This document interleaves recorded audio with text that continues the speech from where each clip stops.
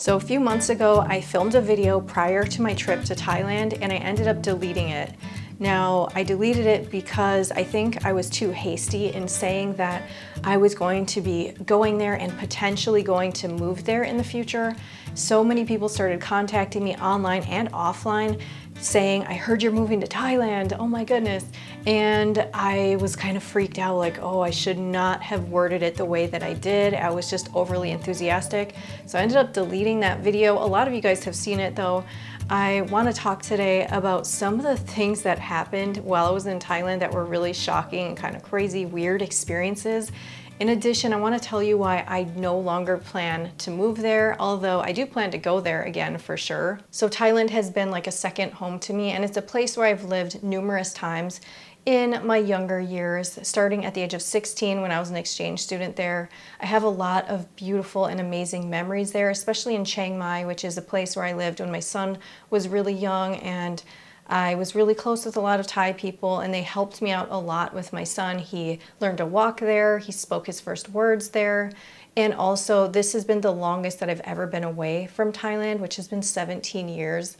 So after booking the ticket, I was very excited about going on this trip. I've always been extremely adventurous. I've traveled. I used to be in the military. After that, I worked as a civil contractor in Baghdad. I loved adventure and I seem to have loved danger to some extent in my 20s.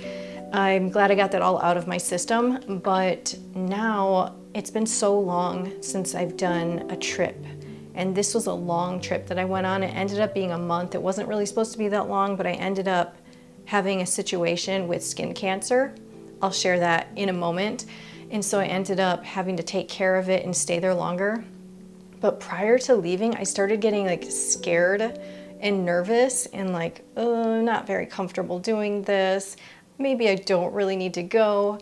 But I convinced myself to just like, everything's fine. Just deal with it and just go. It's going to be great. I really did want to go there to look at places to potentially rent in the future and to see if I could live in Thailand again. So I felt like I had a mission and a reason to go, and that motivated me. So everything ended up being fine, but the first 3 or 4 days I was like stressed out being so far away, and it was a very uncomfortable feeling, but it went away. And then I ended up enjoying my time and like really experiencing things. There were struggles, but I also really enjoyed my trip.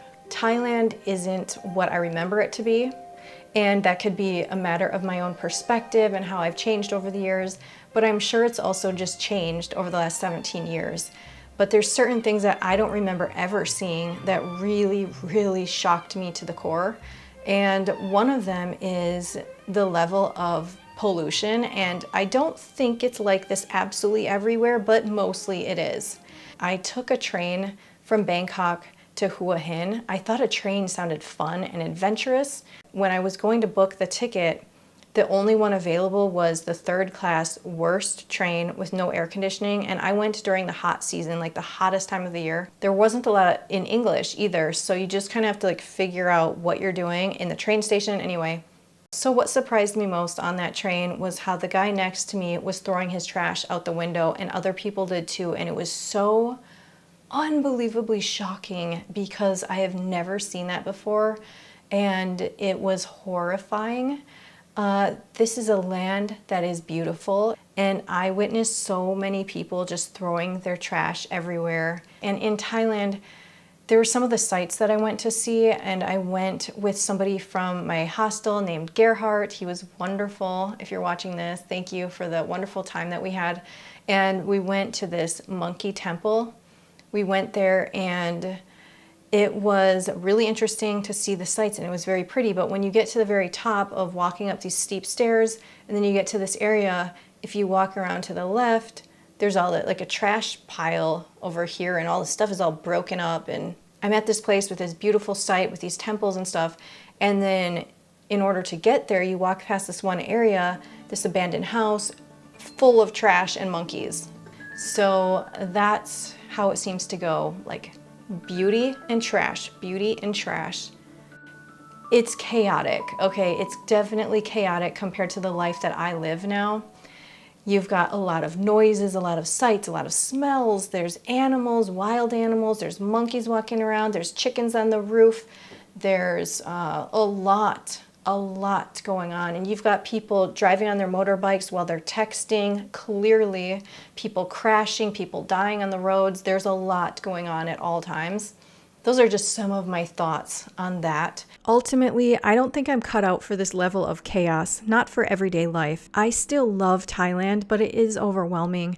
And it's always been such a beautiful place, which makes it even sadder to see how polluted it's become, both in the air and on the ground, and how that seems to have become part of the cultural norm now. I did end up seeing the 2 condos that I had planned to check out before my trip, and they were very nice, but they just weren't worth it to me in the end, so that's why I don't want to move back, though I would love to visit again in the future. One other thing to mention is that there's some YouTubers who are creating content on retire in Hua Hin, retire in Bangkok, retire here, and they're doing a great job of glamorizing this country instead of showing what it's really like. It's okay to show the raw Thailand.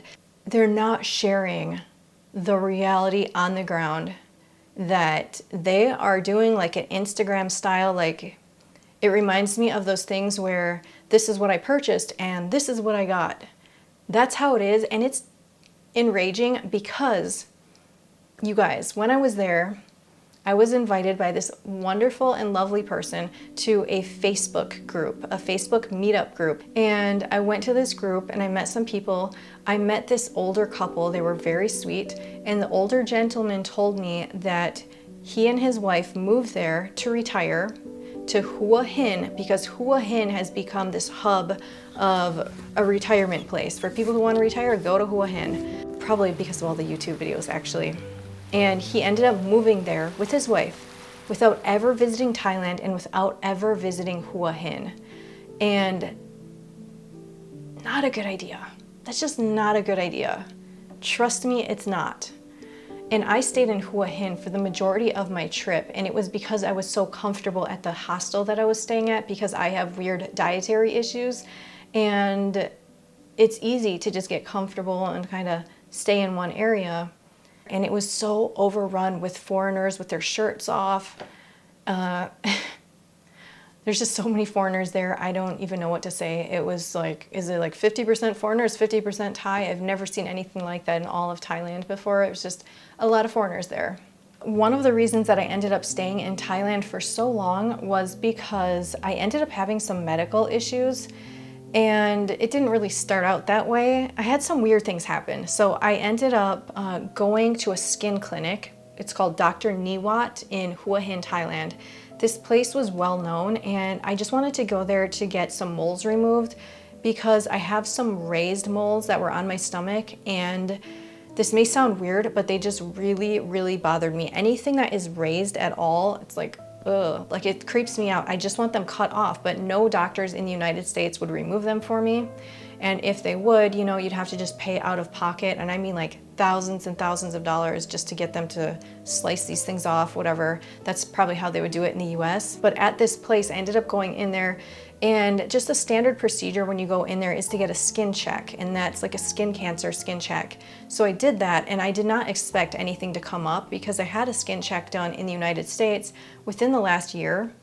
And to my complete shock, the technology, by the way, at this place was so much better than what was used on me in the United States, which was nothing was used in the United States. They use their eyes, the doctors, the dermatologists, and they may use like a little magnifying thing, maybe with a light on it. But at this location, the doctor had something called a dermatoscope, and it was absolutely incredible. So if he found a spot that he was suspicious of, then he would take the scope, he'd have to apply some gel, and he would take a picture, and he showed it to me, and it looked like it was so zoomed in and so close up. I could see underneath the skin, I could see the blood vessels, and as a result of him doing these 2 photos that he ended up doing, he believed very strongly that I had skin cancer. And spoiler alert, I had skin cancer. So this is my second time having it, and I'm gonna do a total separate video on it because there's a lot that happened, and just, it was really crazy getting the surgery done there. I ended up having the surgery, and then I'm like, crap, I need to stay longer because I didn't feel comfortable traveling with stitches in. I'll show you my arm right now. That's where it was. And it's kind of indented. It's kind of deformed a little because he had to gouge out so much, but it's gonna be okay. I usually put scar tape over it. And anyway, I had moles removed, I had all this other stuff done. One other thing that happened, like I said, I'll talk about that in a separate video because I think it's important to talk about skin cancer issues. But another thing that happened is all of a sudden, as I was in Hua Hin, my vision started getting blurry, and that was concerning. And I ended up finding a really great ophthalmologist to go to, and he did this test on me. It was incredible. It showed that I had damage to my cornea, and he said, you know, the guy before me who went in, there was a foreigner in front of me who went in, he had the same thing but much worse than mine. And so I had all these eye ointments, medications, and drops and stuff to put in my eyes. And ever since that trip, my vision isn't the same as like what it used to be. I saw one doctor since I've been back here, and he's like, "You're aging." And I'm like, it just happened on this trip ever since I had, you know, whatever that injury was. And I still don't know what this so-called injury was from. It could have been from the water that, you know, like when I'm washing my face because there are contaminants, or it could have been from, possibly from the air pollution. That's just a guess of mine. I have no idea. Otherwise, I don't understand what it was from. There's something else it could have been from too, because I ended up doing the laser treatment in Thailand, and they definitely didn't injure my eyes from the treatment itself because the doctor could have seen that.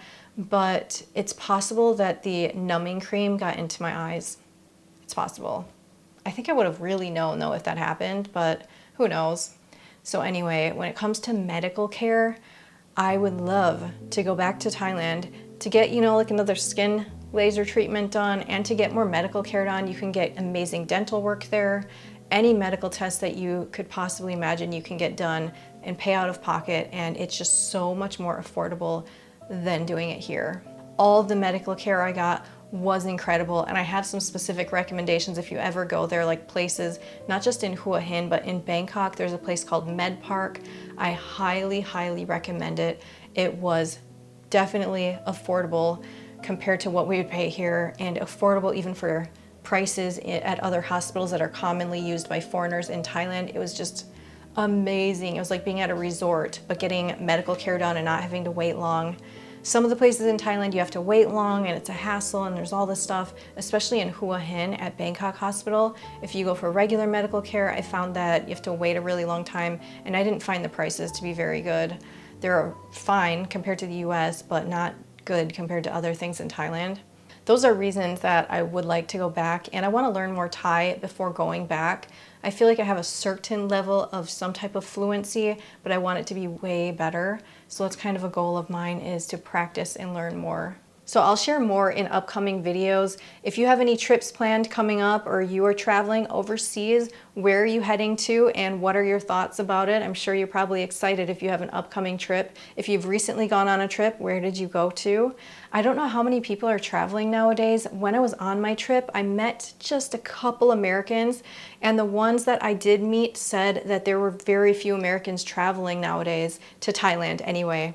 So I'm kind of curious about that. Thank you so much for spending some time with me today. I hope you're doing well, and take care.